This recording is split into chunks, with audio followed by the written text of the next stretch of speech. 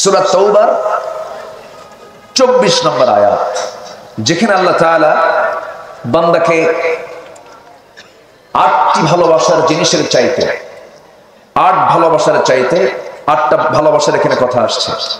8টা জিনিসের প্রতি, 8 ব্যক্তির প্রতি যে ভালোবাসা, এই ভালোবাসার চাইতে ভালোবাসা বেশি প্রদর্শন করতে হবে কাকে? এবং রাসূলকে এবং জিহাদকে। এই আয়াত এটাই বলছে। যদি না করা হয়, আল্লাহ বলছেন তাহলে তোমরা অপেক্ষা করো, তোমরা যদি এরকম কাজ করে ফেলো তাহলে আমার নির্দেশ না আসা পর্যন্ত তোমরা অপেক্ষা করো। মানে এখানে হুমকি, শাস্তির হুমকি দিচ্ছেন কে? শাস্তির জন্য সতর্ক করছেন কে? আল্লাহ তাআলা। তো এই আয়াতকে সামনে রেখে আমি কিছু কথা বলতে চাচ্ছি। উঠতে একটু দেরি হলো, শেষ হতে যদি একটু দেরি হয় কষ্ট হবে কি? সবাই শুনতে রাজি আছেন তো? মাহফিল তো ছিলই না, মাহফিল তো মাঝখানে বন্ধ হয়ে গেছে। এই যে ওমিক্রন, করোনা, ডেল্টা, কত নিউ নিউ ভার্সন চলে আসলো। মাশাআল্লাহ, করোনা খুব শিক্ষিত, ও শুধু মাহফিলে থাকে, স্কুল কলেজে থাকে, ও খুব এডুকেটেড, ও বাণিজ্য মেলায় থাকে না, ও বাজারে যায় না, কোথাও যায় না, শুধু মাহফিলে থাকে। তো যাই হোক, এখন মোটামুটি আমরা মাহফিলের একটা পরিবেশ ফিরে পেয়েছি। বলি আলহামদুলিল্লাহ, জোরে বলি আলহামদুলিল্লাহ। আসুন সোজা আলোচনার দিকে চলে যাচ্ছে। আল্লাহ তাআলা বলেন, কুল ইন কানা আবাউকুম ওয়া আবনাউকুম ওয়া ইখওয়ানুকুম ওয়া আজওয়াজুকুম ওয়া আশীরাতুকুম ওয়া আমওয়ালুন ইqtaraftumuha ওয়া তিজারাতুন তাখশাউনা কাসাদাহা ومساكن ترضونها أحب إليكم من الله ورسوله وجهاد في سبيله فتربصوا حتى يأتي الله بأمره والله لا يهدي القوم الفاسقين. جزاكم الله خيرا. আমার ভাইরা, আল্লাহ তাআলা তার রাসূলকে জানিয়ে দিচ্ছেন, কুল, হে রাসূল আপনি বলে দেন, কোরআন নাযিল হয়েছে একজন ব্যক্তির উপরে, তিনি কে? মুহাম্মদ সাল্লাল্লাহু আলাইহি ওয়াসাল্লাম। সে রাসূলকে জানিয়ে দিচ্ছেন, হে রাসূল আপনি ঈমানদারকে জানান। এর আগের আয়াত তো আল্লাহ তাআলা ঈমানদারকে সম্বোধন করে আয়াতটা নাযিল করেছেন। আল্লাহ তাআলা আগের আয়াতে বলছেন, ইয়া আইয়ুহাল্লাযীনা আমানু লা تتخذوا آباءكم وإخوانكم أولياء إن استحبوا الكفر على الإيمان ومن يتولهم منكم فأولئك هم الظالمون. جل الله أكبر. হে ঈমানদারেরা, তোমরা কি করবে? তোমাদের কাছে যদি তোমাদের পিতা, তোমাদের সন্তান, নাম্বার 3 তোমাদের স্ত্রী, 1 নাম্বার তোমাদের পিতা, আবাউকুম ওয়া আবনাউকুম তোমাদের সন্তান, ওয়া আজওয়াজুকুম তোমাদের স্ত্রী, ওয়া আশীরাতুকুম তোমাদের গোত্র, ওয়া আমওয়ালুন ইqtaraftumuha ওয়া তিজারাতুন তাখশাউনা কাসাদাহা নাম্বার 5 তোমাদের যে সম্পদ যা তোমরা অর্জন করেছো। নাম্বার 6 সে ব্যবসা যার মন্দ হওয়ার আশঙ্কা তোমরা করছো। নাম্বার 7 বাসস্থান। নাম্বার 8 যা তোমরা পছন্দ করছো। এই 8টা বিষয় যদি তোমাদের কাছে আল্লাহর চাইতে, নবীর চাইতে, আল্লাহর পথে জিহাদের চাইতে বেশি প্রিয় হয়ে যায়, জেনে রেখে দিও আল্লাহর নির্দেশ আসা পর্যন্ত অপেক্ষা করো। আল্লাহ তাআলা ফাসিক সম্প্রদায়কে কখনো হেদায়েত দেন না। কার কথা? আসতে বলবেন না, কার কথা? এখন প্রমাণ হয়ে গেল এই 8টা ব্যক্তির চাইতে, সম্পদের চাইতে বেশি ভালোবাসতে হবে কাকে? আসতে বলবেন না, কাকে? বাবা বড় না আল্লাহ বড়? বাবা প্রিয় না সবচেয়ে বেশি প্রিয় কে? বাবার চাইতে, সন্তানের চাইতে, এরপরে স্ত্রীর চাইতে, নিজের গোত্র গোষ্ঠীর চাইতে আল্লাহকে বেশি মহব্বত করতে হবে, রাসূলকে বেশি মহব্বত করতে হবে।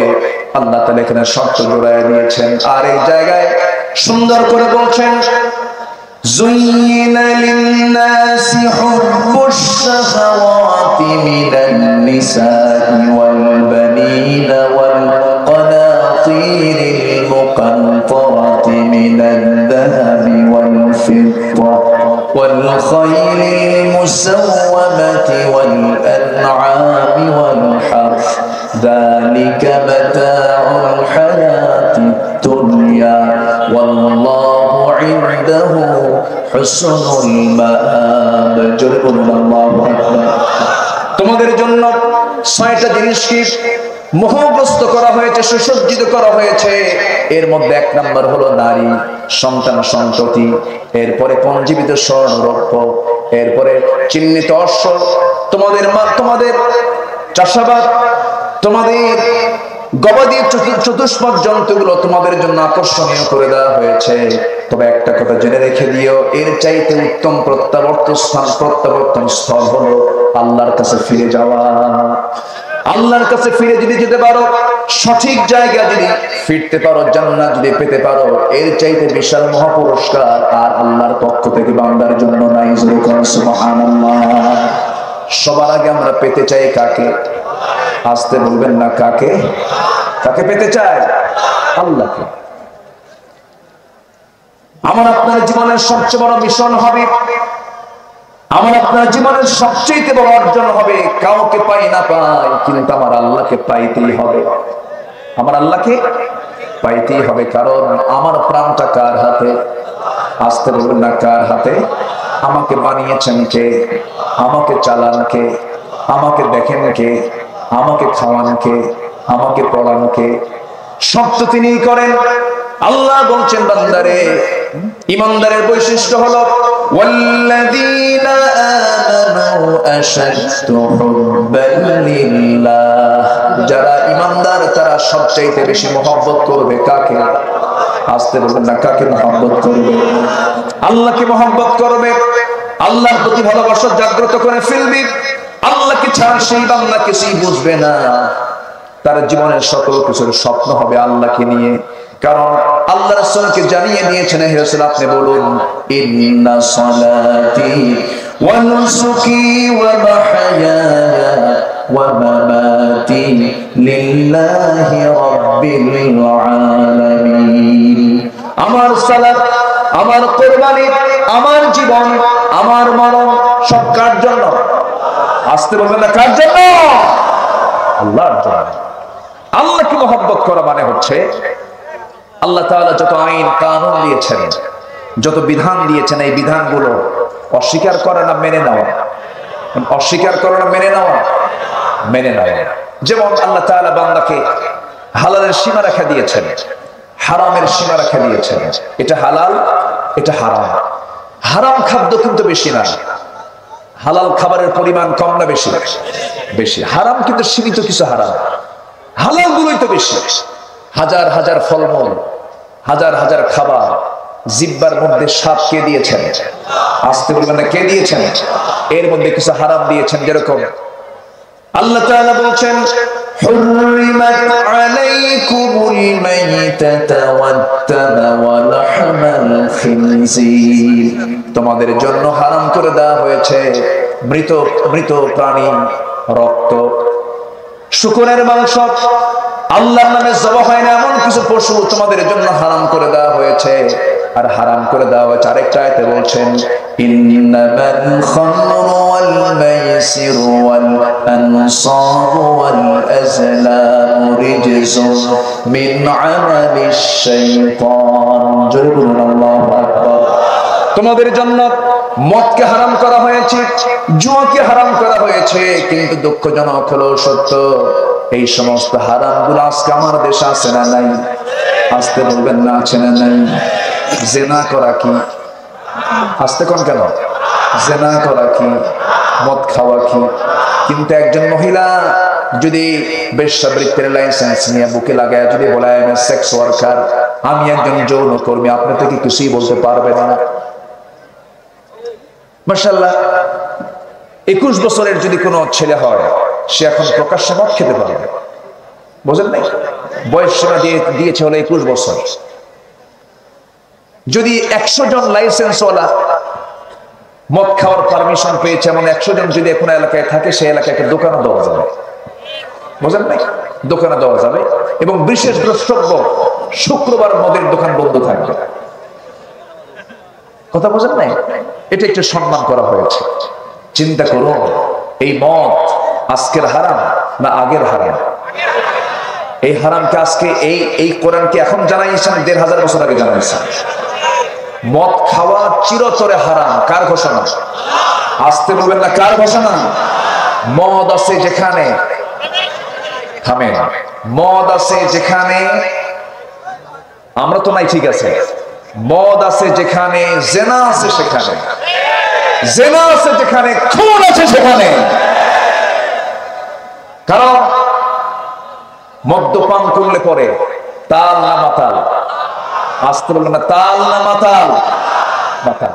দেখেন না কয়েকদিন আগে, এই তো কয়েক মাস আগে, কে যেন,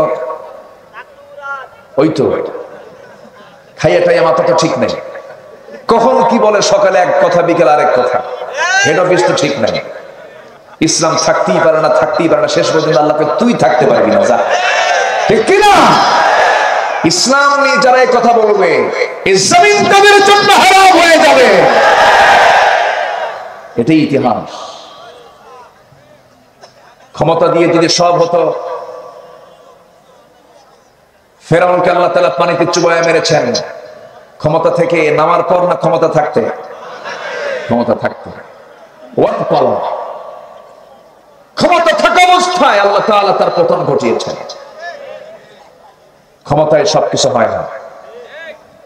টাকায় যদি সবকিছু হতো, সম্পদে যদি সবকিছু হতো, আল্লাহ তাআলা কারুনকে তার সম্পদ সহ মাটিতে গেড়ে দিয়ে, মাটিতে ভূমিকম্প দিয়ে, চাপা দিয়ে তার ধন সম্পদ সহ আল্লাহ পাক ধ্বংস করে দিয়েছেন। সে আল্লাহ আছেন না নাই? তাহলে বোঝা গেল ক্ষমতা কিছু না, টাকা পয়সাও কিছু না। বংশ দিয়ে কি করবেন? বংশ দিয়ে যদি আল্লাহকে পাওয়া যেত, আমার নবীর বংশ আর আবুল আহাবের বংশ দুই না এক? দুই না এক? এক বংশ। তাহলে বংশ দিয়েও কোনো কাম হবে না, বংশ দিয়ে কোনো কাম হবে না। কি সমস্যা? কি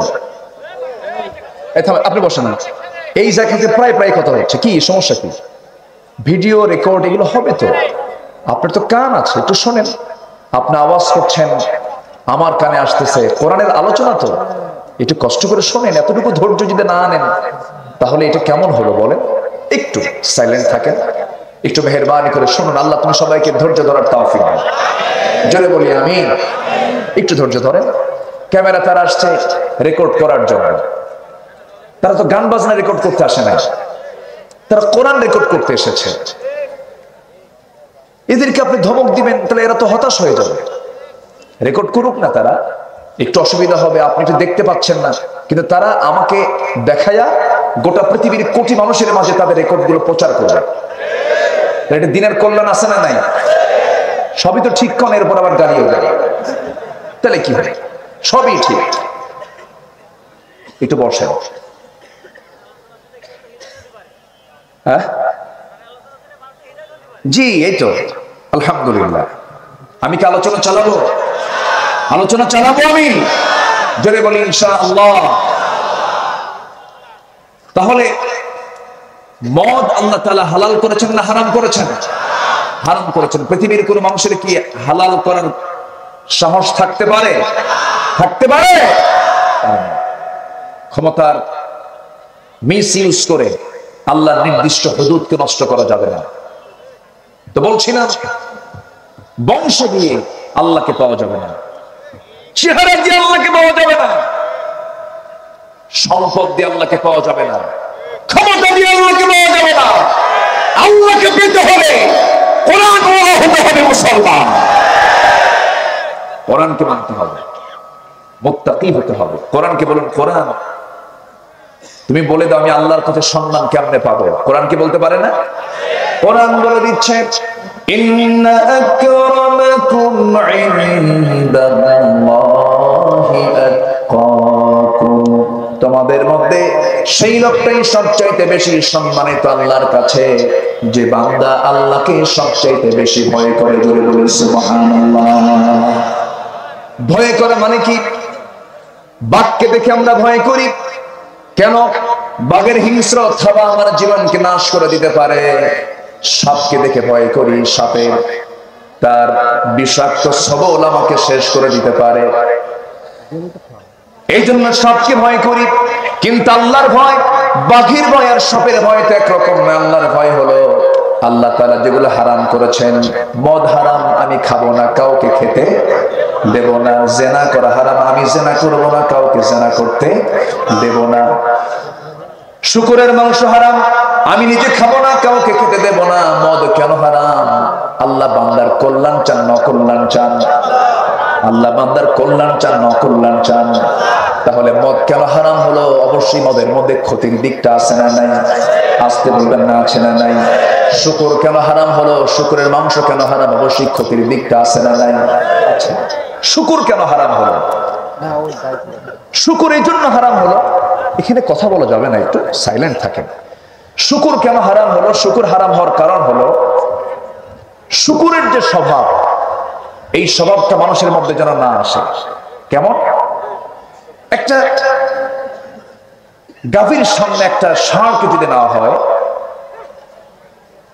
সেই ষাঁড়ের ভিতরে যে উত্তেজনা কাজ করে, পাশে যদি আরেকটা ষাঁড় রাখা হয়, তার মধ্যে উত্তেজনা সৃষ্টি হয়ে যায়, যেটা মানব জাতির সঙ্গে কিছুটা মিল আছে। কিন্তু শুকরের মধ্যে এই জিনিসটা নেই।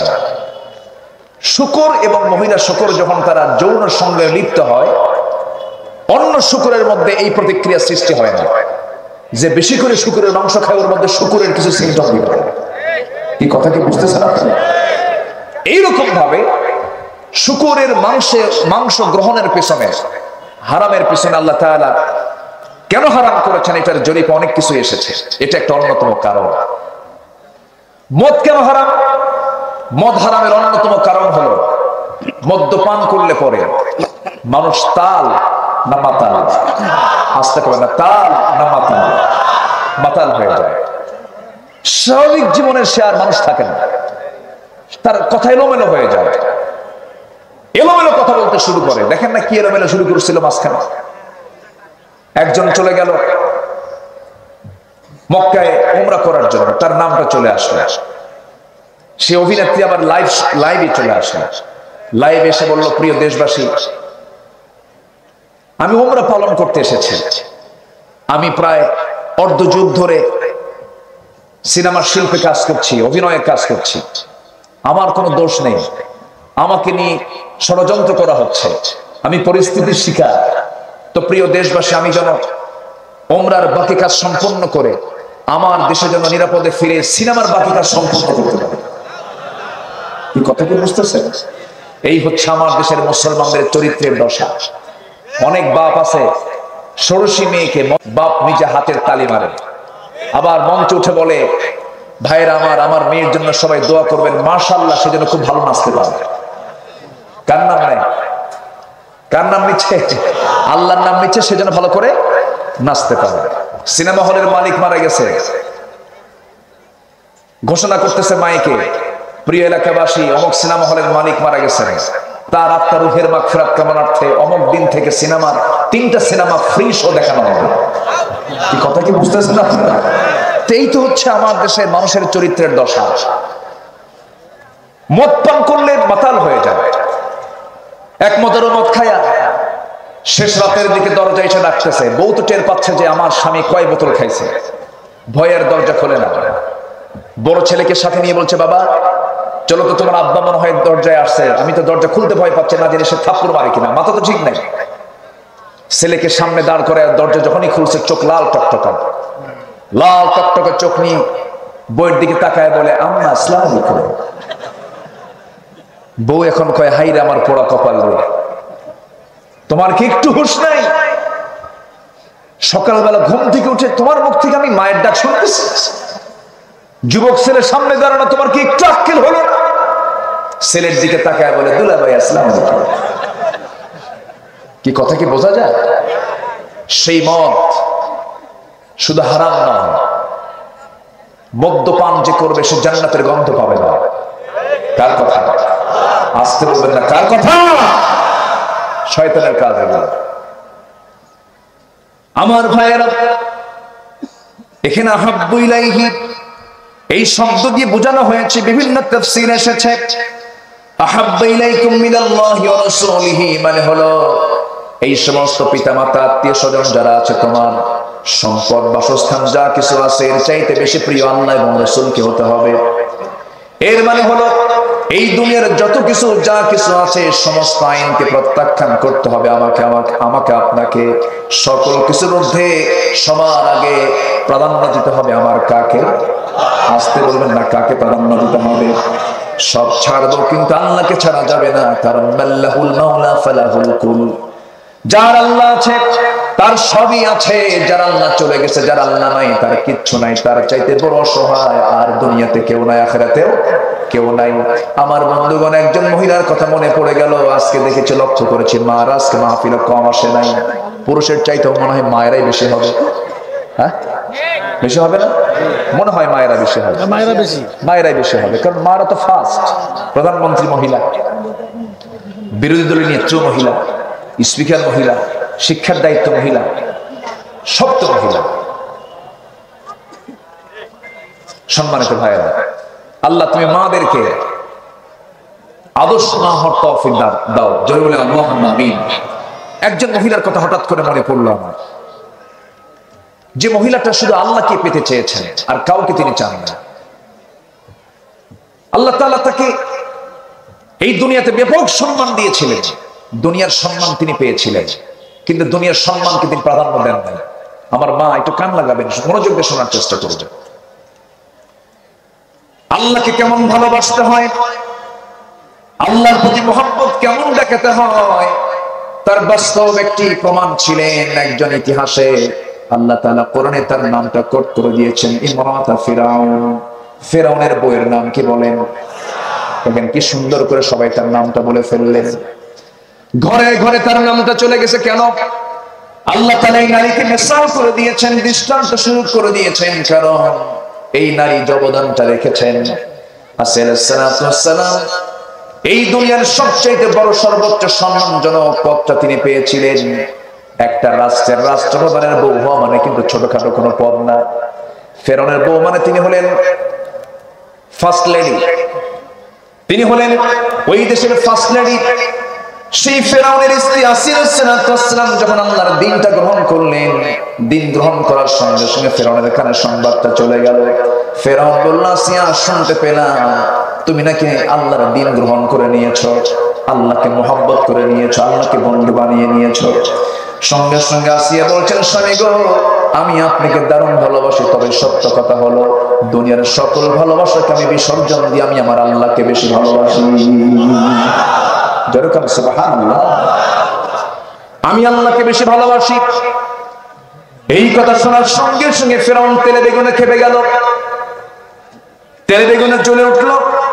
সঙ্গে সঙ্গে বলতেছে, আসিয়া, আমি তোমাকে আমার পক্ষ থেকে কি দেওয়া বাদ দিয়েছি? এই রাষ্ট্রের তুমি 2 নম্বরের নাগরিক, আমার পরে তোমার স্থান। এত কিছু দেওয়ার পরে তুমি আমার বিরুদ্ধে অবস্থান গ্রহণ করলে। আসিয়া, তুমি কি জানো এর রেজাল্ট কি হতে পারে? আসিয়া আলাইহিস সালাম মুস্কি একখানা হাসি মারলেন, বললেন, শোনেন, আপনি আমাকে যা বলতে চাচ্ছেন, যে হুমকিটা দিতে চাচ্ছেন, আমার জীবনের কোনো মূল্য আমি দিতে চাই না আমার আল্লাহর কাছে। যেরকম সুবহানাল্লাহ। আমার আল্লাহকে ভালোবাসতে গিয়ে যদি আমার জীবনটাও দিতে হয়, জীবনটা হাসি মুখে দিয়ে দেব, দুনিয়ার সব ছাড়বো, কিন্তু আমি আমার আল্লাহকে ছাড়তে পারবো না। জোরে বলুন সুবহানাল্লাহ। আল্লাহ তাআলা বলছেন, وَمَسَاكِنُ تَرْضَوْنَهَا أَحَبَّ إِلَيْكُمْ مِنَ اللَّهِ وَرَسُولِهِ وَجِهَادٍ فِي سَبِيلِهِ فَتَرَبَّصُوا حَتَّى يَأْتِيَ اللَّهُ بِأَمْرِهِ وَاللَّهُ لَا يَهْدِي الْقَوْمَ الْفَاسِقِينَ। জোরে বলুন আল্লাহু আকবার। আমার ভাইরা, সবশেষ কি হলো? আসিয়া আলাইহিস সালাতু ওয়াস সালাম বলেন, স্বামী গো, আমি আপনাকে দাওয়াত দিচ্ছি, আপনিও কালেমা পড়ে ফেলেন, কারণ আপনি আমার স্বামী, আমার তো দায়িত্ব আছে।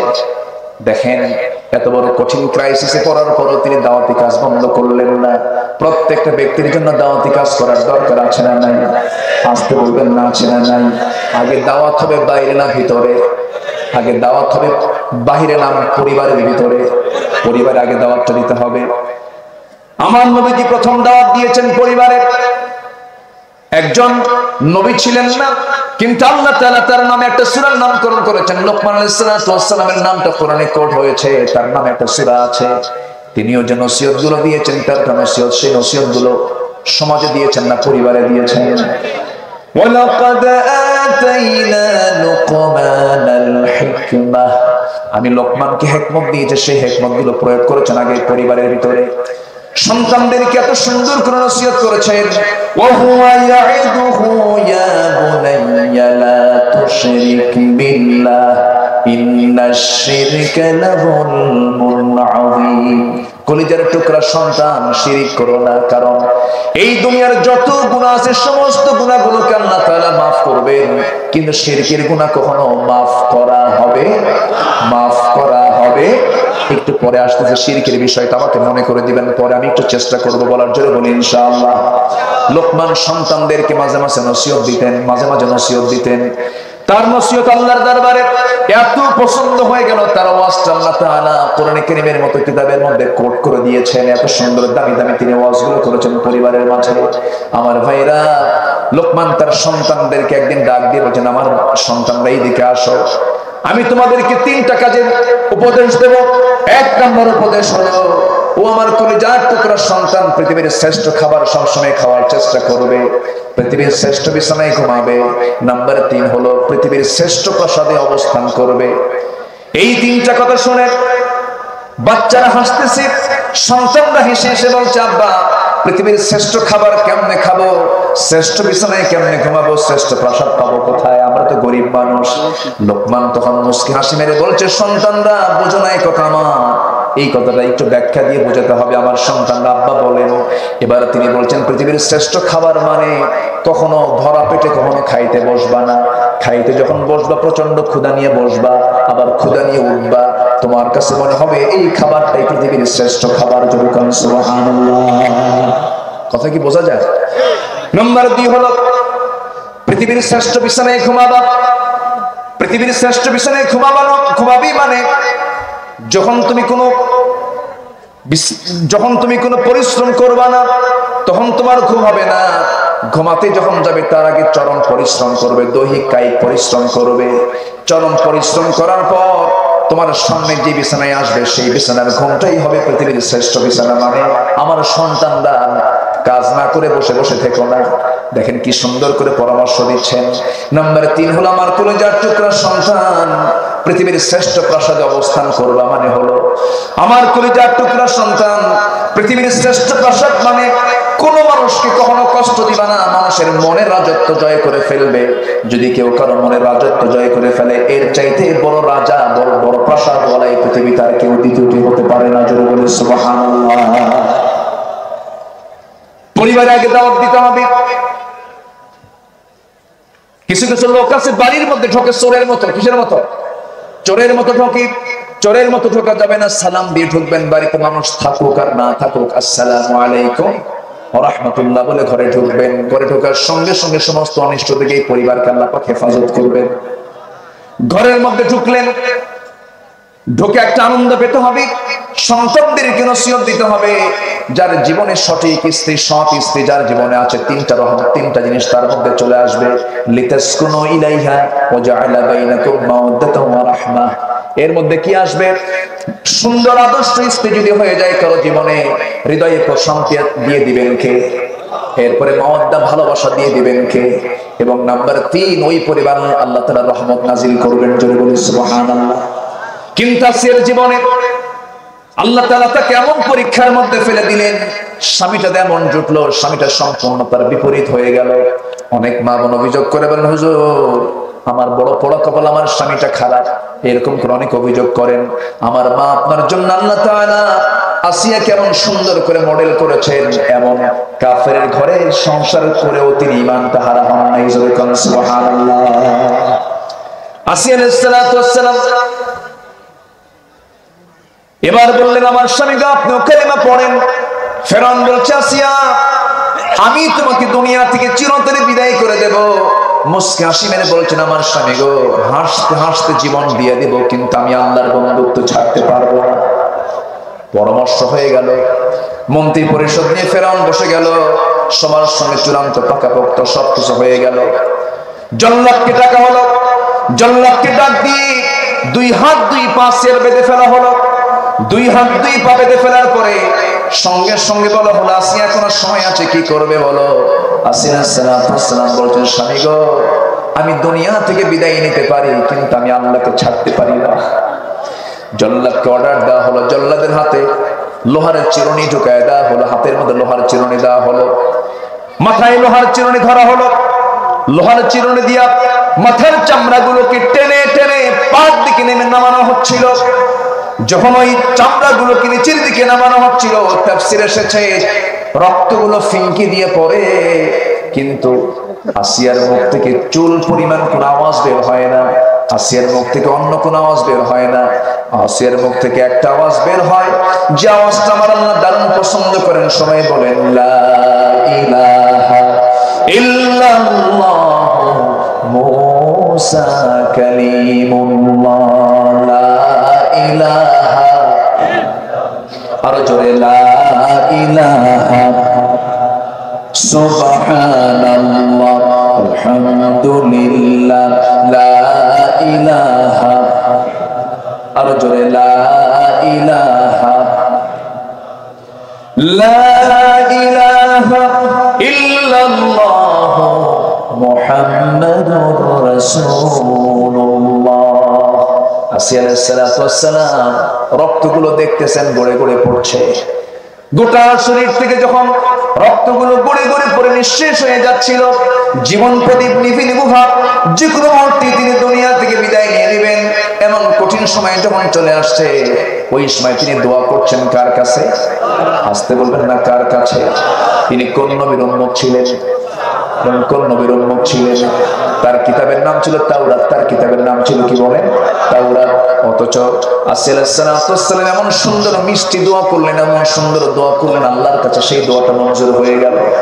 সেই দোয়াটা, তার কিতাব হলো তাওরাত কিতাব, আর আসিয়ার সেই দোয়াটা আল্লাহ তাআলা কোরআনের মতো কিতাবের মধ্যে ঢুকাইয়া দিলেন। কি সুন্দর তিনি দোয়া করলেন।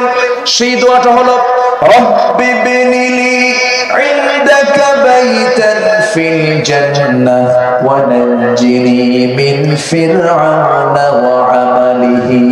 ও আল্লাহ, আমি মনে হয় দুনিয়াতে আর বাঁচবো না, আমার জীবন প্রদীপ নিভে যাচ্ছে, আমি যে কোনো মুহূর্তে দুনিয়া থেকে বিদায় নিয়ে নেব। আল্লাহ, তোমার কাছে প্রার্থনা করে আমি যদি দুনিয়া থেকে বিদায় হয়ে যাই, আল্লাহ তুমি আমার জন্য জান্নাতের মধ্যে 3টা নয়, 10টা নয়, 20টা নয়, মাত্র একটা ঘর তুমি আমার জন্য বরাদ্দ দিবা।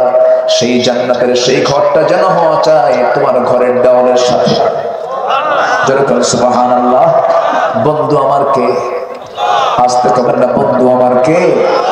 আমার সবচেয়ে চরম পরম বন্ধুকে, আলমের ওয়াহে আমাকে সুন্দর করে আমার রূহটাকে বানিয়ে দিয়েছেন আল্লাহ তাআলা। মার পেটের মধ্যে আমাকে খাইয়ে দিয়েছেন কে? এই দুনিয়াতে আমার সবকিছু চালান কে? আবার কবরে চলে যাব আমাকে দেখবেন কে? বিচার দিবসের মালিক কে? দিন শেষে বন্ধু কেউ না, দিন শেষে বন্ধু আমার একমাত্র কে? আসতে বলবেন না কে? আমার আপনার জীবনের বন্ধু হবে মূলত 3জন। কয়জন বলেন? আল্লাহ তাআলা আরেক জায়গায় বলছেন সূরা মায়েদার 55 এবং 56 নম্বর আয়াতে আল্লাহ তাআলা বলছেন, ইন্নামা ওয়ালিয়্যুকুমুল্লাহু ওয়া রাসূলুহু ওয়াল্লাযীনা আমানুল্লাযীনা ইউকিমুনাস সালাহ ওয়া ইউতুনাস যাকাতা ওয়া হুম রাকিউন। জোরে আল্লাহু আকবার। ওই ইমানদারেরা, তোমাদের জীবনে বন্ধু হবে 3জন। কয়জন? 3জন বন্ধু হবে। নাম্বার 1 হচ্ছেন কে? আরো জোরে বলেন কে? নাম্বার 2 হচ্ছেন মুহাম্মদ সাল্লাল্লাহু আলাইহি ওয়াসাল্লাম। নাম্বার 3 হচ্ছেন আমাদের মধ্যে যারা ইমানদার, তারা হবে আমার বন্ধু। কিন্তু দুঃখজনক হলো সত্য, আমার দেশে এমন পরিবার আছে বউটা মুসলমান স্বামীটা হিন্দু, আছে না নাই? আবার স্বামীটা বিধর্মী বউটা আবার মুসলমান, এরকম আছে না নাই? আচ্ছা, আবার তারা ফতোয়া মারে লাকুম দীনুকুম বকরি শরীফ। হ্যাঁ, এই তো আমি কি আলোচনা করব? ওঠে কেন? এই যে মুরব্বী ফি মুশকিলা, বসেন বসেন, বসে পড়েন। আমি কি আলোচনা চালাবো? 12টা বাজে যে, কোনো আপত্তি নাই তো? কোনো সমস্যা নাই? জোরে বলি ইনশাআল্লাহ, আরো জোরে বলি ইনশাআল্লাহ। সম্মানিত ভাইয়ের, আল্লাহকে বন্ধু বানাবো আমরা, সেই বন্ধুত্বের প্রাচীরে যে ভাঙতে আসবে আমরা তাকে ভেঙে ফেলবো, ঠিক কিনা? জুলুম নির্যাতন করে জীবনটা নেওয়া যেতে পারে, কিন্তু আদর্শ নেওয়া যায় না, ইমান ছিনিয়ে নেওয়া যায় না। ইমান ছিনিয়ে নেওয়া যায় না। জুলুম নির্যাতন করে অর্থনৈতিক ক্ষতি করা যায়, শারীরিক ক্ষতি করা যায়, জীবন ছিনিয়ে নেওয়া যায়, ইমান নষ্ট করা যায় না। সম্মানিত ভাইয়েরা, মৌচাকে মধু থাকে, মধু প্রস্তুত করে হলো রানী মৌমাছি। সুন্দর মৌচাকে মধু কিন্তু মানুষ চুরি করে আনে। এক পাখি এসে মৌমাছিকে বলছে, রানী মৌমাছি, তুমি এত কষ্ট করে বাসা প্রস্তুত করে মধুগুলো সংগ্রহ করো ফুল ফল থেকে নিয়ে এসে, আর সেই মধুগুলো মানুষ চুরি করে নিয়ে দেয়, তোমার কি একটু কষ্ট হয় না? মৌমাছি বলে, আমার কোনো কষ্ট নেই, কারণ ওরা শুধু মধুটাই চুরি করতে পারে, কৌশল চুরি করতে পারে না। তোমরা জুলুম অত্যাচার নির্যাতন যতই করতে পারো, ঈমান তোমরা চিন্তাই করতে পারবে না, আমার আল্লাহকে তোমরা নিতে পারবে না। সে আল্লাহর পথে টিকে থাকার জন্য জান মাল কুরবান দিতে রাজি আছেন কারা কারা? হাত তুলে দেখান মুসলমান।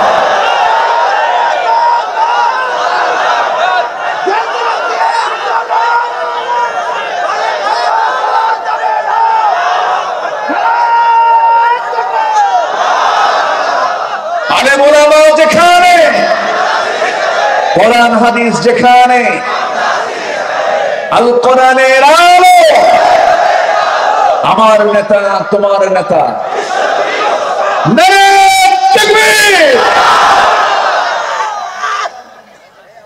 কষ্ট হচ্ছে? ঘমটম ধরছে নাকি আপনি? ঠিকঠাক হয়েছে তো সব? বলি আলহামদুলিল্লাহ। আমার আগে কবির বিন সামাদ ভাই কই? হ্যাঁ, উনি না থাকলে হয়, অনেকে দেখলেই তো আমি মজা পাই। উনি কই? কবির ভাই, কবির বিন সামাদ ভাই কোথায়? আচ্ছা আচ্ছা, খুব ভালো, আলহামদুলিল্লাহ। উনি সমাজের বাস্তবতাকে তার অভিনয়ের মধ্য দিয়ে অনেক সুন্দর করে ফুটে তোলেন, তাই না? খুব ভালো পারে তো, অলরাউন্ডার, অলরাউন্ডার, সব দিকে তিনি পারদর্শী, বলি আলহামদুলিল্লাহ। অভিনয়ে আছে, নাটকে আছে, ওয়াজে আছে, সব গজলে আছে, মাশাআল্লাহ, সব পারে, আলহামদুলিল্লাহ, খুব সুন্দর। আবার এদিকে ব্যাংকার, তো মানে একটা ব্যাংকের এজেন্ট নিয়েছেন, ইসলামী ব্যাংকের, জানেন তো সবাই? কোথায়, কোন শাখা যেন? শিমুলিয়া। শিমুলিয়ায় তিনি একটা ব্রাঞ্চ খুলেছেন ইসলামী ব্যাংকের। তো ব্যাংকের মাঝে ইসলামী ব্যাংক একটি মানে ইসলামী জগৎকে সামনে নিয়ে চলা একটি ব্যাংক। সেখানে শরিয়া বোর্ড আছে, আলেম ওলামা আছে। তো উনি সেই ব্যাংকের একটা এজেন্ট শাখা নিয়েছেন, সেখানে অনেক গ্রাহক গিয়ে অ্যাকাউন্ট খুলে সেখানে টাকা পয়সা জমা রাখে। সম্পূর্ণ সুদমুক্ত একটা ব্যাংক হচ্ছে ইসলামী ব্যাংক, যতটুকু পারে তারা চেষ্টা করে। তো দেখেন, আমার ভাইটা সব দিকেই আগায় আছে, ব্যাংক করতেও ছাড়ে না, আলহামদুলিল্লাহ। আপনাদের সেবায় তিনি নিয়োজিত। আপনাদের অর্থগুলো রাখবেন কোথায়? সেখানে গিয়ে রাখবেন। শিমুলিয়া শাখা না? ভালো।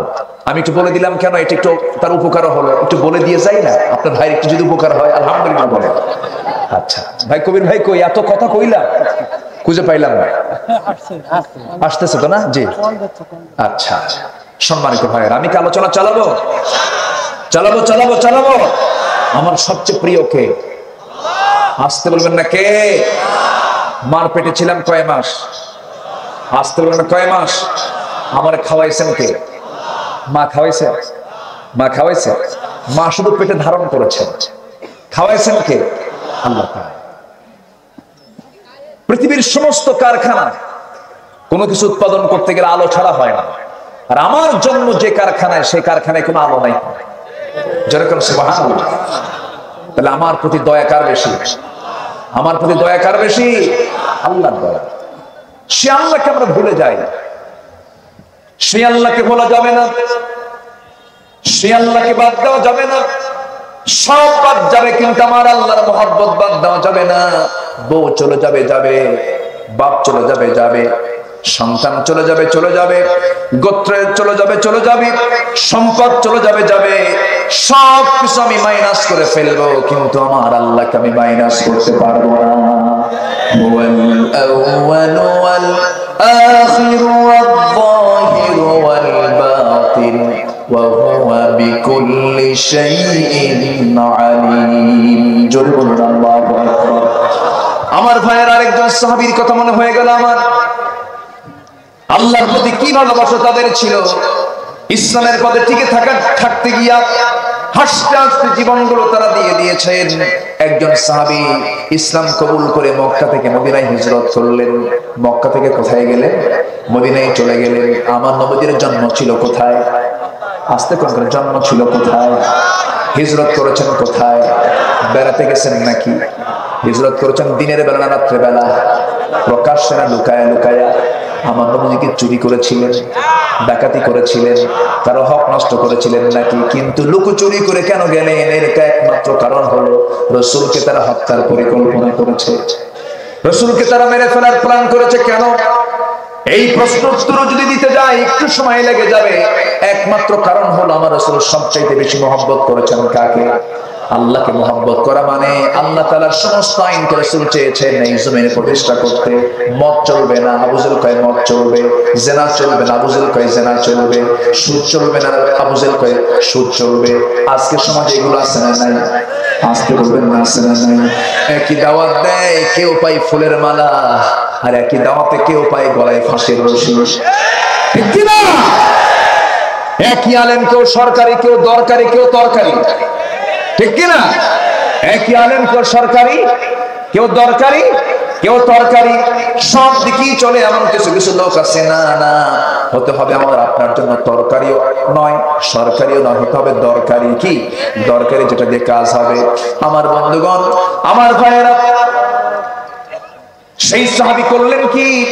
মদিনায় হিজরত করার পর সেই মদিনার উপকণ্ঠে কুরাইশরা লুকোচুরি করে অতর্কিত হামলা চালায়, অপহরণ করে একজন সাহাবীকে ধরে নিয়ে আসলো মক্কায়। ধরে নিয়ে এসে বলছে, খোবাইব ইসলাম ছেড়ে দাও। খোবাইব বলছেন, ইসলাম ধরেছি ছেড়ে দেওয়ার জন্য নয়, সব ছাড়বো, কিন্তু আমার আল্লাহকে আমি ছাড়বো না। আমার জীবনের চাইতে আমি আল্লাহকে বেশি ভালোবাসি, আমার বাবার চাইতে বেশি ভালোবাসি, আমার সন্তানদের চাইতে বেশি ভালোবাসি, আমার সম্পদের চাইতে বেশি ভালোবাসি। জেলখানে আটকে রাখা হলো। জেলখানে আটকে রাখা দিয়ে বলল, খোবাইব তোর খাবার বন্ধ করে দেব। খাবার বন্ধ করে দেওয়া হলো। 2-3 মাস পর্যন্ত কোনো খাবার দেওয়া নাই, কিন্তু হবে কি? ফলে এটাই ফলাফল চলে আসলো। খোবাইব শেষ রাত্রের দিকে আল্লাহর কালাম তেলাওয়াত করে, আর ফেরেশতারা তার সামনে জান্নাতের আঙ্গুরের ছড়া ঝুলাইয়া রাখে। চলে বলে সুবহানাল্লাহ। খোবাইব আরো সুন্দর হয়ে যান, সুশ্রী হয়ে গেলেন। 3-4 মাস যখন চলে গেল, সবাই মিলে বলল, বুঝতে পেরেছি খোবাইবকে খাবার বন্ধ করে দিয়া তাকে আমরা শেষ করতে পারবো না, কারণ খোবাইবের জন্য তার আল্লাহ খাবার পৌঁছায় যায়। শেষ পর্যন্ত আইন পাশ হয়ে গেল, শুলে কাস্টে ঝুলিয়ে তাকে দুনিয়া থেকে বিদায় করে দেওয়া হবে। চূড়ান্ত পাকাপোক্ত হয়ে গেল।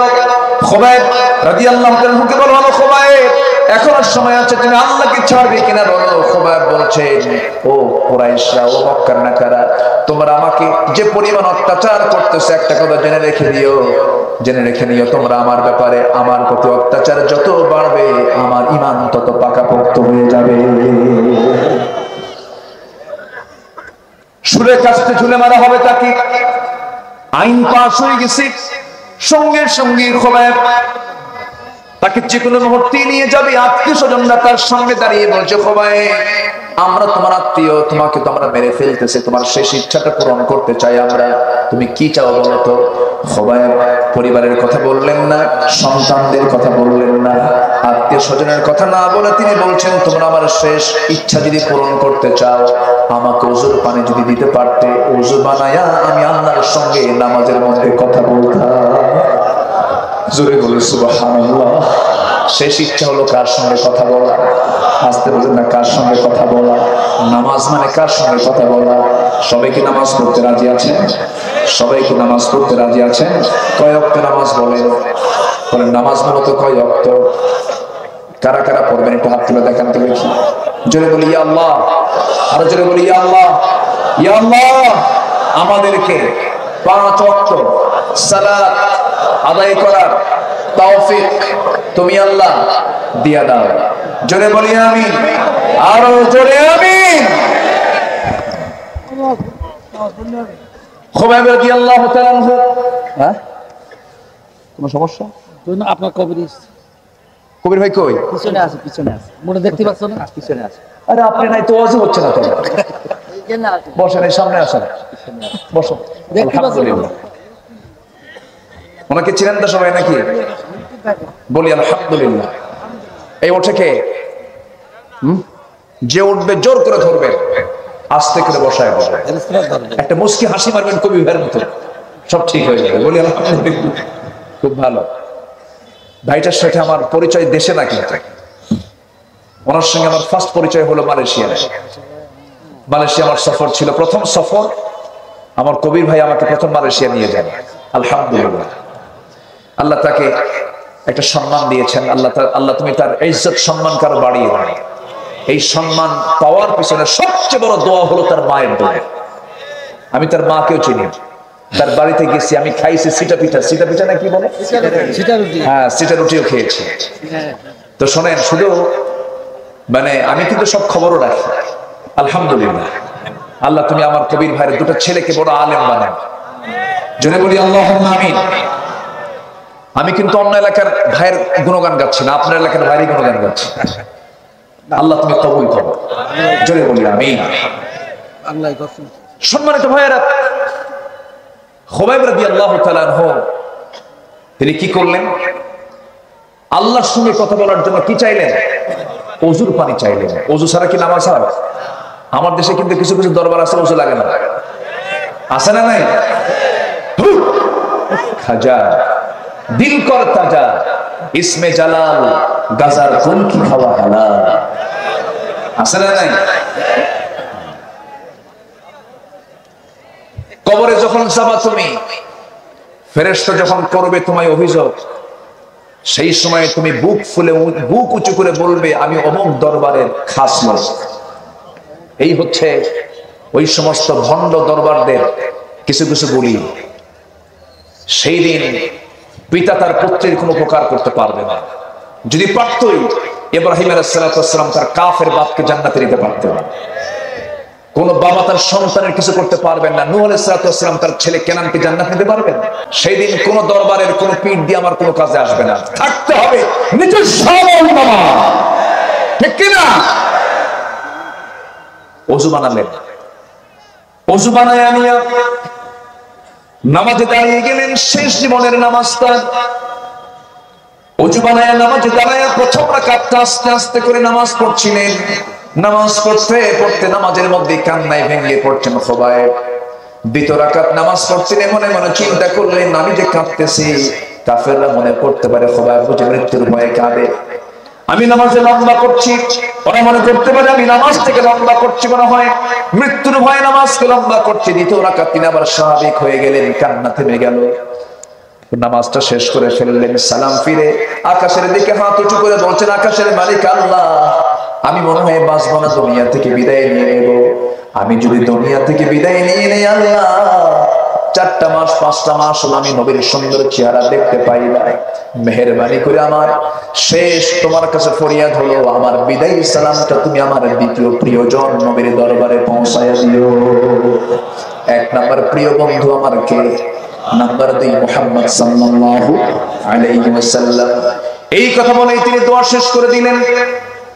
আমার নবীজি মদিনার মসজিদে সাহাবায়ে কেরাম তিনি আলোচনা করছিলেন, দর্শ দিচ্ছেন। হঠাৎ করে দর্শ বন্ধ করে দিলেন, দাঁড়ায় গেলেন। তিনি দাঁড়ায় গিয়া হাতটা উঁচু করে বলছেন, সালামুন আলাইকা ইয়া খুবাইব, সালামুন আলাইকা ইয়া খুবাইব। সাহাবীরা বলছেন ইয়া রাসূলুল্লাহ খুবাইবের কি হয়েছে? আমার নবীজি বলছেন ও সাহাবীরা, ওমর রাদিয়াল্লাহু আনহু কাঁদতে কাঁদতে বলছেন হুজুর মদিনার উপকণ্ঠ থেকে আমাদের খুবাইবকে অপহরণ করে নিয়ে গেছে, সেই খুবাইবের কি হয়েছে? রাসূল কেঁদে কেঁদে বলছেন ও সাহাবী, ও ওমর, আমার খুবাইব তো আর দুনিয়াতে বেঁচে নাই, আমার খুবাইব জান্নাতের পাখি হয়ে আমি নিজস্ব চোখে দেখতেছি, নবুয়তি চোখে দেখতেছি, আমার খুবাইব জান্নাতের পাখি হয়ে জান্নাতের মধ্যে সে উড়ে বেড়াতেছে। জোরে বলেন সুবহানাল্লাহ। খুবাইব এইদিকে তাকে শুলে চড়ানোর জন্য তাকে নিয়ে যাওয়া হচ্ছে ফাঁসির মঞ্চের দিকে। দুই হাত বেঁধে ফেলা হলো, দুই পা বেঁধে ফেলা হলো। দুই হাত দুই পা বেঁধে ফেলার পরে শেষবারের মতো আত্মীয় স্বজন বলল খুবাইব, জীবনের তো মূল্য আছে, এই জীবনটা তোমার শেষ হয়ে যাচ্ছে, তুমি আল্লাহকে ছেড়ে দাও, রাসূলকে ছেড়ে দাও। আহাব্বু ইলাইকুম মিনাল্লাহি ওয়া রাসূলিহি। এরপরে তিনি বলছেন শোনো, তোমরা আমাকে কি করবে জানি না, তবে একটা কথা আমার পক্ষ থেকে শুনে নাও, আমি আমার নাকের মধ্যে জান্নাতের ঘ্রাণ পাওয়া শুরু করে দিয়েছি। খুবাইবকে করা হলো কি, দুইটা হাত দুইটা পা বেঁধে ফেলা হলো। একজন কাফের এসে হঠাৎ করে বলছে খুবাইব, তোমার এই জায়গায় যদি তোমাকে না বিধি, এই জায়গায় যদি মুহাম্মদ কেনে তার হাত পা যদি বেঁধে দিয়ে যদি দুনিয়া থেকে বিদায় করে দেওয়া হতো কতই না ভালো হতো। খুবাইবের চেহারা অন্যরকম হয়ে গেল, লাল টকটকে হয়ে গেল। মুখের ভিতরে অনেকক্ষণ ধরে থুতু জমা করলেন, মুখ ভরা থুতু জমা করে ওই ব্যক্তির থুতু মুখ বরাবর থুতু নিক্ষেপ করে বলছেন আল্লাহর কসম করে বলি, আমার চোখের সামনে আমার নবীর একটা পশমের ক্ষতি করবে, আমি তাকে হালে ছেড়ে দেব না। কি মজবুত ইমান সেই ক্রাইসিস পিরিয়ডে। খুবাইবকে শেষ পর্যন্ত একজন কাফের এসে হঠাৎ করে অতর্কিত হামলা চালায় তার ডান হাতে একটা আঘাত হানলো। তার ডান হাতটা ছিটকে পড়ে যাওয়ার সঙ্গে সঙ্গে খুবাইব মুস্কি মুস্কি হাসি মারে। বাম হাতে যখন আঘাত করলো বাম হাতটা ছিটকে পড়ে গেল, চিৎকার মেরে মেরে হাসে। এবার সবাই মিলে বলে খুবাইব রে, আমরা তোমার একটা করে অঙ্গ হানি করে দিচ্ছি, কেটে ফেলেছি, তুমি হাসো কেন? তুমি চিৎকার করে আওয়াজ দিয়ে হাসো কেন? এর কারণটা কি?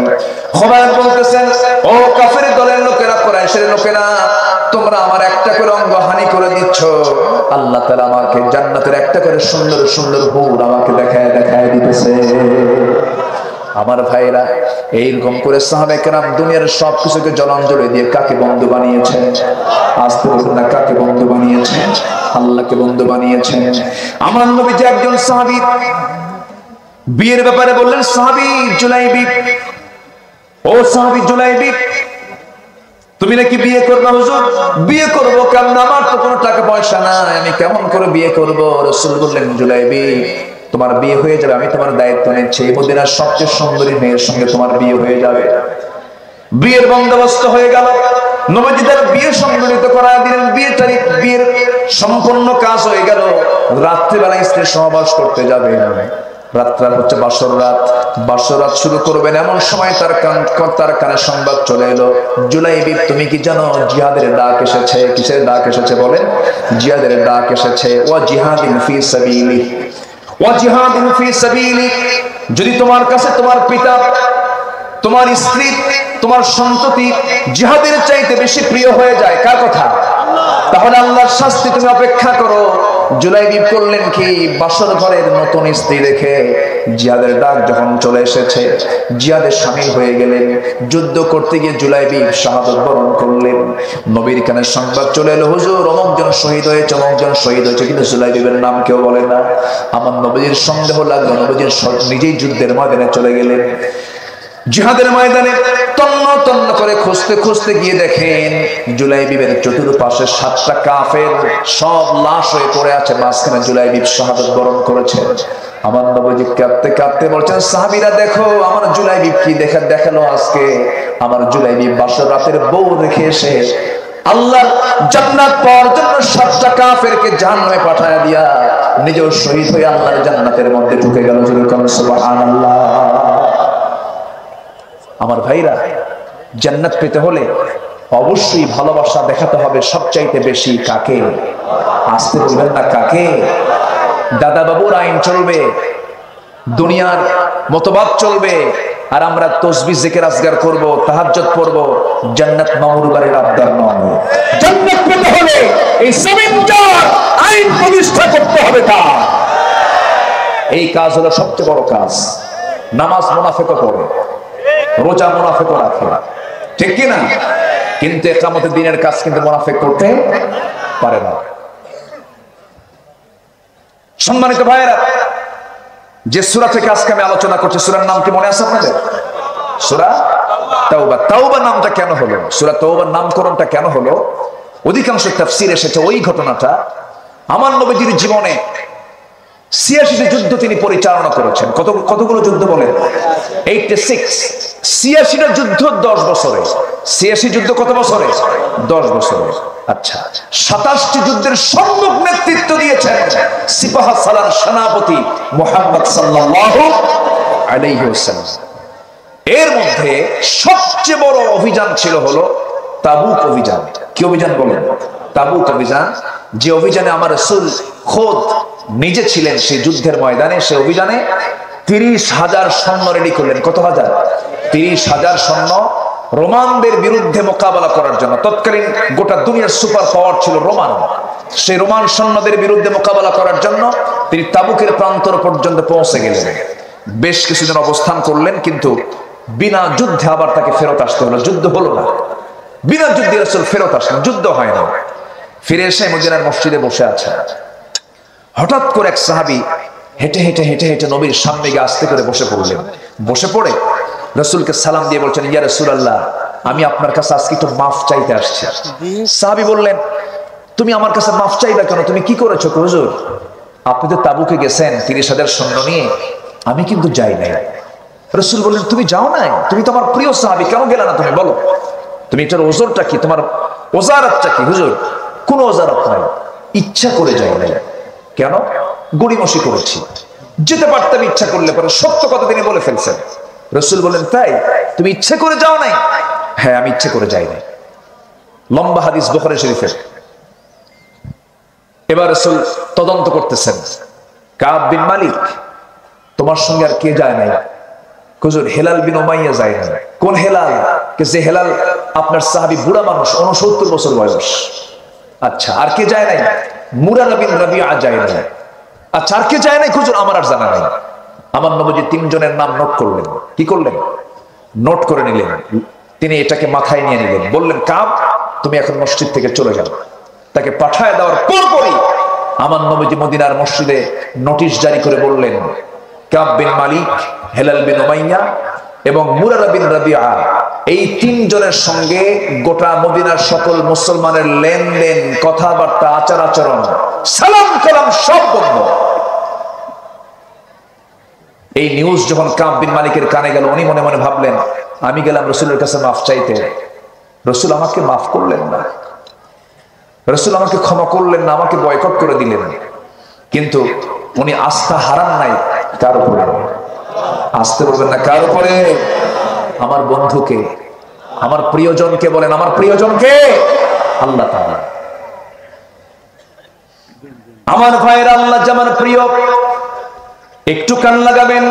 2টা শিক্ষা এই প্রেক্ষাপটে আছে সূরা তাওবার। এই ঘটনার ভিতরে 2টা শিক্ষা।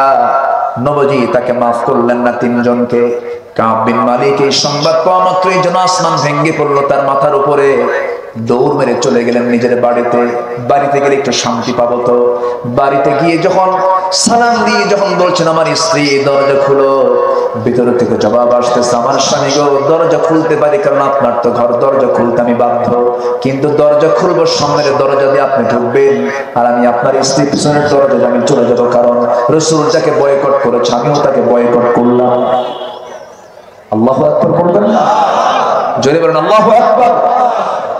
কাব বিন মালিকের চোখের পানি ফোরে না, কাঁদতে কাঁদতে দাড়িগুলো ভিজে যাচ্ছে। আহারে, বউটাও তো আমার সঙ্গে কথা বললো না, এখন আমি কোথায় যাব? বাড়ি থেকে মুখটা ফিরাই নিয়ে সামনের দিকে যেতে যাচ্ছিলেন। সন্তান 3টা সামনে দাঁড়ানো, 7 বছর, 9 বছর, 11 বছর। এই ছোট্ট 3টা বাচ্চাকে ডাক দিয়ে বলছেন, আমার কলিজার টুকরা সন্তান, তোদের একটু আদর করে এদিকে আয়। 3 জন বলছেন, না না বাবা, তোমার সঙ্গে কথা বলবো না, কারণ তুমি নাকি যুদ্ধে যাও না। রাসূল বয়কট করে দিয়েছেন, যাব না আমরা। কাব বিন মালিকের কলিজা খান খান হয়ে যেতেছে। কাব বিন মালিক তার কাছে মনে হচ্ছে এই দুনিয়ায় এত ছোট আমার কাছে, কোথায় যাবেন কিনা, আশ্রয় নেবেন কোথায়। যেদিকে চোখ চলে যায় সেই দিকে রওনা দিলেন। সন্তানগুলো আসে না, বউটাও কাছে আসে না, কোনো সাহাবীও কথা বলে না, রাসূল তার সঙ্গে বয়কট করে দিয়েছেন। আমার বন্ধুগণ চলে গেলেন পাহাড়িয়া গুহার মধ্যে, সেজদায় পড়ে কাঁদতেছেন। হেলাল বিন উমাইয়ার বয়স কত? বলেন বলেন কত? 69 বছর। যুবক মানুষ না বুড়া মানুষ? বুড়া মানুষ। হেলাল বিন উমাইয়ার কানে যখন সংবাদটা চলে গেল, করলেন কি, বাড়িতে শক্ত একটা দড়ি হাতের মধ্যে নিলেন। দড়িটা নিয়ে হেলাল বিন উমাইয়া করলেন কি, দৌড় মেরে গিয়ে মদিনার মসজিদের সামনে গিয়ে একটা খুঁটি, সেই খুঁটির সঙ্গে দড়িটা বাঁধলেন। সেই খুঁটির সঙ্গে দড়ি বেঁধে স্বেচ্ছায় দুইটা হাত নিজের হাতে নিজে শক্ত করে বাঁধলেন। আর বললেন, ও হেলাল বিন উমাইয়া, তোর চাইতে বড় আসামি এই দুনিয়াতে নাই, কারণ তোর বিরুদ্ধে রাসূল বয়কটের ডাক দিয়েছে। নিজের হাত স্বেচ্ছায় বেঁধে দিয়া শক্ত করে বাঁধলেন। সাহাবীরা তার সামনে দিয়ে চলে যায়। হেলাল সালাম দেন, কেউ সালামের জবাব দেয় না। তার বুকটা খানখান হয়ে যাচ্ছে। হেলাল বিন উমাইয়ার হাতটা শক্ত করে বেঁধে দেওয়ার কারণে বুড়া মানুষ, ঘা পর্যন্ত হয়ে গেল, রক্ত পড়া শুরু হয়ে গেল। এইরকম চলতে লাগলো 50 দিন। কতদিন বলেন? 50 দিন পর্যন্ত যখন চলে গেল, কেউ কারোর সঙ্গে কেউ কথা বলে না। হেলাল বিন উমাইয়া কাঁদতে কাঁদতে বেকারার হয়ে যাচ্ছেন। ওইদিকে কাব বিন মালিক কাঁদতে কাঁদতে বেকারার হয়ে যাচ্ছেন। ওইদিকে মুরারা বিন রাবিয়া আজকে পাহাড়ি গুহার মধ্যে কাঁদতে কাঁদতে বলছেন, আল্লাহ তোমার কাছে তওবা করছি, আর গুনাহ করব না, আমাদেরকে মাফ করে দাও, গড়িমসি করব না, তোমার জিহাদের ময়দানে যেতে আমরা কোনোদিন গড়িমসি করব না। এই তিনজনের তওবা আল্লাহর দরবারে মঞ্জুর হয়ে গেছে। তাদের কি নামাজের কোনো অভাব ছিল নাকি? আসতে কোন কেমন? নামাজের অভাব ছিল? রোজার অভাব ছিল? নবীর মুহাব্বতের অভাব ছিল নাকি? কোনো কিছুর তাসবিহ তাহলিলের কোনো অভাব ছিল নাকি?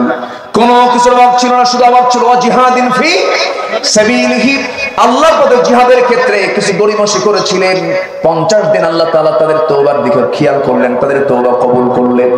নবীর কাছে যখন আয়াত নাযিল হলো, ওয়া আলা সালাসাতিল্লাযিনা খুল্লিফু, আয়াতটা যখন নাযিল হয়ে গেল, নবীজির আনন্দ দেখে কে, কারণ নবীজির তো সাহাবী। আমার নবীজি দারুণ আনন্দিত হলেন।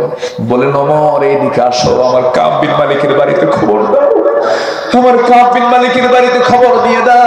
আমি কাব বিন মালিককে মাফ করি নাই, কিন্তু আরশের মালিক আল্লাহ তাদের তওবা কবুল করে নিয়েছে। জোরে বলে সুবহানাল্লাহ। এখান থেকে একটা শিক্ষা হলো, পৃথিবীর সব আপনাকে ফেলে দিতে পারে, কিন্তু আমার আল্লাহ আমাকে কখনো ফেলে দিতে পারেন না। এইজন্য আমার 1 নাম্বার বন্ধুকে বলেন, আসতে বলবেন না, কে? কুল ইন কানা আবাউকুম ওয়া ইখওয়ানুকুম ওয়া আজওয়াজুকুম ওয়া আশীরাতুকুম ওয়া আমওয়ালুন ইqtaraftumuha ওয়া তিজারাতুন তাখশাউনা কাসাদাহা ওয়া মাসাকিন তারদাউনাহা আহাব্বা ইলাইকুম মিনাল্লাহি ওয়া রাসূলিহি ওয়া জিহাদিন ফি সাবিলিহি ফাতারাব্বাসু হাত্তা ইয়াতিয়াল্লাহু বিআমরিহি ওয়াল্লাহু লা ইয়াহদিল কওমাল ফাসিকিন। জোরে বলুন আল্লাহু আকবার। সূরা তাওবা আয়াত নাম্বার 24। বাড়িতে গিয়ে আমরা মিলাই নেব, একটু গবেষণা করার চেষ্টা করব। জোরে বলি ইনশাআল্লাহ। আরো জোরে বলি ইনশাআল্লাহ। আমার ভাইয়েরা, আমার বন্ধুগণ, আমি আজকে যে বিষয়টা প্রেক্ষাপটটা তুলে ধরতে যাচ্ছি, এই পৃথিবীতে আপন বলতে আসলে মূলত কেউ আছে? এই পৃথিবীতে আমার আপন বলতে মূলত কেউ আছে? আমার মূল আপন কে? আসতে বলবেন না, কে? যুবক, যে মেয়েটার জন্য তুমি পাগলা, অস্থির, ঘুম হয় না, চ্যাটিং করো, ডেটিং করো, মিটিং করো, গার্লস স্কুলের সামনে যে এতিমের মতো বসে থাকো, আছে না? এরকম আছে না? গার্লস স্কুলের সামনে যে এতিমের মতো বসে থাকে, মনে হয় বাপ নাই মা নাই, চেয়ারটা শুকনা। যখন মেয়েটা বের হয় পিছে পিছে হাঁটে আর বলে, শোনো 3 রাত হলে আমার ঘুম নাই। আছে না নাই? বলেন তো, আছে না নাই? তুমি পাগল হয়ে যাচ্ছ তার জন্য, কিন্তু না, শেষ পর্যন্ত তুমি না হয় তাকে বিয়ে করলে, বউ করে বাড়িতে নিয়ে আসলে, হঠাৎ করে তোমার রোড অ্যাক্সিডেন্ট হলো, তুমি মারা গেলে, বউটা তোমার জন্য কাঁদতে কাঁদতে গলা ভেঙে ফেললো, সেন্সলেস হয়ে গেল। বাচ্চা একটা 1.5 বছর বয়স, 1 মাস কাঁদলো, 2 মাসের মাথায় কান্না থেমে গেল, 3 মাসে মনেই থাকলো না, 4 মাসের স্মৃতি ভুলে গেল। শ্বশুর বাড়ির লোকজন এসে তোমার বউটাকে নিয়ে চলে গেল। নিলে চলে যাওয়ার পর 6 মাস 7 মাস পূরণ হওয়ার পরে ওই শ্বশুর শাশুড়ি তোমার ওই স্ত্রীকে বলবে, মা এমন করে জীবন চলানা মা বিয়েটা দিয়ে দে। সেই বউটা রাজি হয়ে গেল বিয়েতে, বিয়ে হয়ে গেল। বিয়ে হয়ে যাওয়ার পর নতুন স্বামী পেল। নতুন স্বামী পাওয়ার পর সেই বউটাই আবার তার আব্বা আম্মাকে বলে ফোন দিয়া, মা বাবা আগের স্বামীর চাইতে এই স্বামী আমার দারুণ ভালো। এই হলো পৃথিবীর ভালোবাসা। আজকে আপনি মারা যান, আপনার সম্পদ নিয়ে আপনার সন্তানরা কাড়াকাড়ি শুরু করবে, কিচ্ছু না, সব ভুলে যাবে। ভুলবেন না কে? আসতে বলে ভুলবেন না কে? আল্লাহ তাআলা। অতএব আজকে আমার মূল আলোচনার সাবজেক্ট হলো সব আইনকে প্রত্যাখ্যান করে আইন মানব কার? সব ভালোবাসাকে মাইনাস করে ভালোবাসা তৈরি করব কার সাথে? আসতে বলবেন না কার সাথে?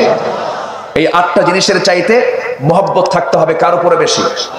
রাসূলের উপরে, আল্লাহর উপরে, এবং জিহাদকে প্রাধান্য দিতে হবে।